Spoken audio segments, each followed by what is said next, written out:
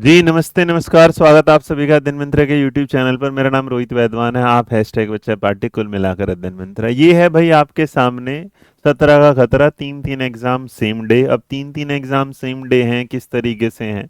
अब ये देखो, एग्ज़ाम तो चाहे एक दिन में 30 हो जाएँ, क्या फ़र्क पड़ता है? लेकिन उस बच्चे को तो फ़र्क पड़ता है जिसकी तैयारी वो जिस एग्ज़ाम की कर रहा है, उसके आने से ना उसका इम्पैक्ट ये पड़ता है कि कहीं न कहीं जो साइकोलॉजिकल तरीके से उस पे इतना दबाव आ जाता है, फिर वो सोचता है क्या करूँ, क्या ना करूँ, ये भी कर लूँ, वो भी कर लूँ।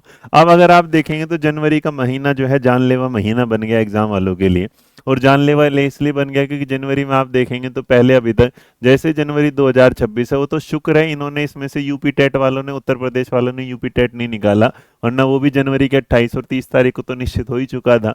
अब अगर आप देखेंगे तो यहाँ पर सबसे पहले जो आक्रमण कर रहा है वो केवीएस एनवीएस है। अभी बच्चा केवीएस एनवीएस के उस प्रकोप से बाहर ही नहीं निकला था कि भाई हमारा जो एग्जाम होने वाला 10 और 11 जनवरी को होने वाला, उसकी तैयारी में लग गया। उसे लगा कि चलो भैया कुछ नहीं, नौकरी है तो कर लेंगे। अभी वो कर ही रहा था इसकी तैयारी। अब यहाँ पर उसके बीच में कुछ लोग ऐसे हैं जो पहले से कर रहे थे यूपी एलटी ग्रेड की। तो यूपी एलटी ग्रेड का जो फॉर्म आ रहा था, काफी टाइम से इसकी बच्चे की तैयारी भी ऑलमोस्ट पूरी हो चुकी थी। अब 17 तारीख को और 18 तारीख को इनका भी पेपर है। 17 तारीख को अगर आप देखेंगे तो बायोलॉजी का एग्जाम है, उसके अलावा ऐसे सोशल साइंस वाला एग्जाम है। इधर फिर क्या है, इंग्लिश का एग्जाम है, फिजिकल एजुकेशन का एग्जाम है।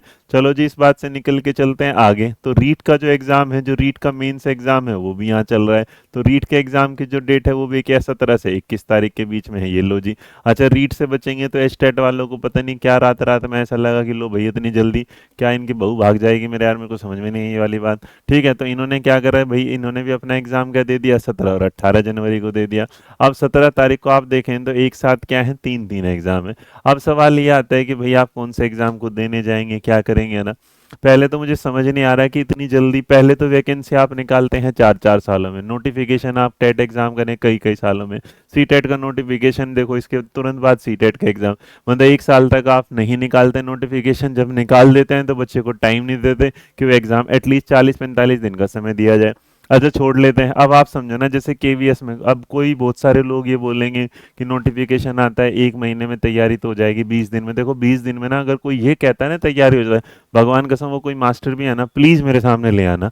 मैं कहता हूँ कि वो 1 महीने में चाहे वो कितना भी पढ़ा लिखा क्यों ना, उसे पूरे के पूरे पेपर को जब देने जाना होगा, वो एक पर्टिकुलर सब्जेक्ट पे तो आगे निकल सकता है। लेकिन जब आप एग्जाम सेंटर में जाते हैं ना सारे सब्जेक्ट के लिए, तो आपकी मेंटेलिटी बिल्कुल अलग होती है। आप समझेंगे, आप उस दबाव से गुजरते हैं। क्योंकि हमने अभी केंद्रीय विद्यालय का अपना ऑफसेट ऑफलाइन वाला एक टेस्ट कराया था। आप यकीन करो 2 घंटे में मेरिट लिस्ट, पता है हमारे टेस्ट की कितने हाईएस्ट जो गई है ना, हाईएस्ट सिर्फ एक बच्चा है जिसके 53 मार्क्स आए हैं। सोचो 53 मार्क्स आए हैं हाईएस्ट अभी। अब उसके बाद रिजल्ट कल जारी हो जाएगा, तो सोचो वहां पर अब इसमें क्या होगा, यहाँ नौकरी का दबाव है होने के लिए। अब इस बीच में क्या होता है भाई, हरियाणा वाले बच्चे ने इधर भी भरा होगा, केवीएस में उसे लगा होगा क्योंकि हरियाणा में पिछले 12 सालों से नौकरी नहीं आई, तो इधर चला जाए। अब उसके दिमाग में होगा यार एच तो मैंने दिया ही नहीं था। वो इस एग्जाम के टेंशन में भी रहेगा, वो इस एग्जाम की भी टेंशन मुझे, लेकिन कुछ सांत्वना दे दें, कोई बात नहीं, एक हफ्ते बाद है केवीएस एनवीएस का, देखो वो अलग चीज है। लेकिन मुझे समझ में नहीं आ रहा है कि गवर्नमेंट क्यों ऐसा कर रही है।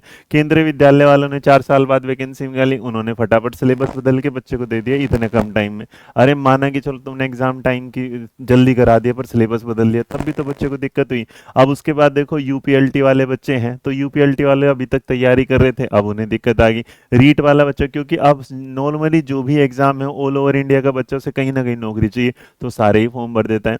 देखो मेरी तरफ से तो एक सलाह उन लोगों को है जो एस्टेट भरने वाले हैं, लेकिन उनका जिनका ये वाला एग्जाम है, मेरे बच्चे एस्टेट दोबारा भी आ जाएगा, लेकिन तुम्हारे हाथ से नौकरी नहीं जानी चाहिए। तुम्हारे हाथ से नौकरी नहीं जानी चाहिए, तो जिनका केवीएस एनवीएस है वो इसी पे ज्यादा ध्यान रखो। जिनका 17 तारीख को एलटी ग्रेड का, मेरे बच्चे इसके पंगे में मत जाना। और जिनका रीट का है वो भी इसके पंगे में मत जाना। जिनका रीट का एलटी, जो अपने स्टेट में जा रहे हैं पहले अपने स्टेट के एग्जाम को देना, बाकी फिर दूसरे स्टेट में एंट्री करना। फॉर्म तुमने भरा था क्योंकि तुम्हारे पास उस टाइम एक अपॉर्चुनिटी थी, आज लेकिन आपको ऑप्शंस नहीं, आपको सिलेक्शन करना है। तो मैं तो सिर्फ उनसे बोला, जिन जिन लोगों की नौकरी जिस जिस स्टेट में है, पहला प्रेफरेंस वो रखें।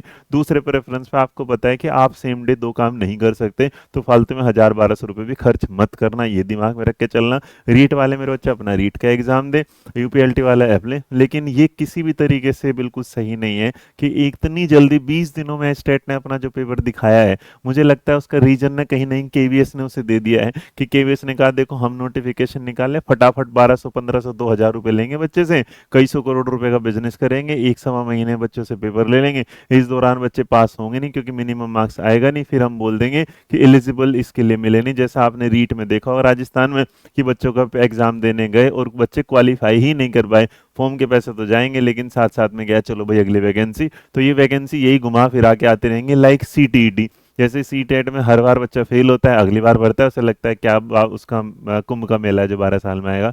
तो भाई फिलहाल तो मैं यही कह रहा हूँ जिस जिस पर भी 17 का खतरा है वो अपनी इस बात को दिमाग में रख के चलना कि जिस बच्चे को ये लगता है कि उसका स्टेट वाला है जो एग्ज़ाम है उसे ही प्रेफरेंस रखिएगा, और केवी एनवीएस वाले तो प्लीज़ अपने नौकरी वाले केवीज पे रखिए क्योंकि एच टेट आता रहेगा ठीक है एक बार, लेकिन जहाँ 12-14 सालों से वैकेंसी नहीं आई वहाँ तुम ये सोच रहे हो कि अब आ जाएगी जल्दी से, तो ये तुम्हारी भूल है। अभी जो वैकेंसी आई है उस पर काम करिएगा, जो भगवान फिलहाल दे रहा है उस पर। बाकी मेरा काम समझाने का था, मैंने समझा दिया, आपको समझ में आई कि नहीं वो आपकी मर्जी। और इन सारी चीज़ों से रिलेटेड इन्फॉर्मेशन के लिए आपको एक मैं व्हाट्सअप देता हूँ जहाँ पर इन्फॉर्मेशन अपडेट हो जाती है टाइम से। ये मेरा व्हाट्सअप चैनल है, मतलब ये अध्ययन मंत्रा के व्हाट्सअप चैनल है जिस पर हम कोई चैट चाट नहीं होते, जिसमें इन्फॉर्मेशन आपको टाइम टू टाइम पहुंच जाती है। तो खुश रहिए, मुस्कुराते रहिएगा, अपना ध्यान रखिएगा। मेरा नाम रोहित वैद्वान है और आप बने हो अध्ययन मंत्र पर।